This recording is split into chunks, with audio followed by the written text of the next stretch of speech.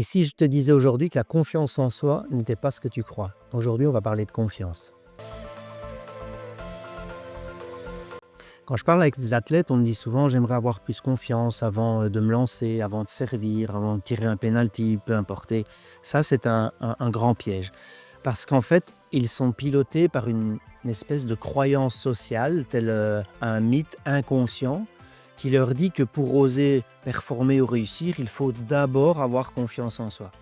Comme si la confiance était un critère qui prédisait une victoire ou une défaite. Personnellement, j'aime jouer l'avocat du diable et remettre en cause cette croyance, car en effet, la confiance en soi, c'est pas une clé qu'on trouve avant l'action.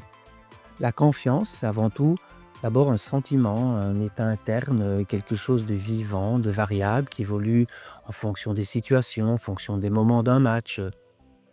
Elle est jamais stable et surtout,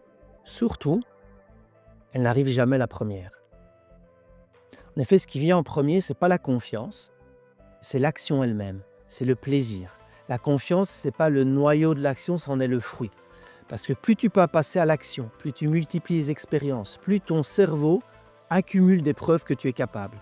Et c'est ce processus-là qu'il faut nourrir. Agis, ressens, réussis un peu ou pas, se tromper, recommencer, prendre du plaisir. C'est tout ce processus qui nourrit la confiance et pas l'inverse.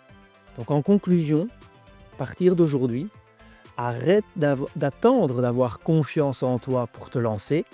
Lance-toi d'abord, fais, ressens, essaye, ajuste et savoure. Parce que c'est en vivant des expériences que la confiance finit toujours par te rejoindre. Et si à partir d'aujourd'hui, tu voyais la confiance non plus comme un point de départ, mais comme la plus belle des récompenses. Bon match.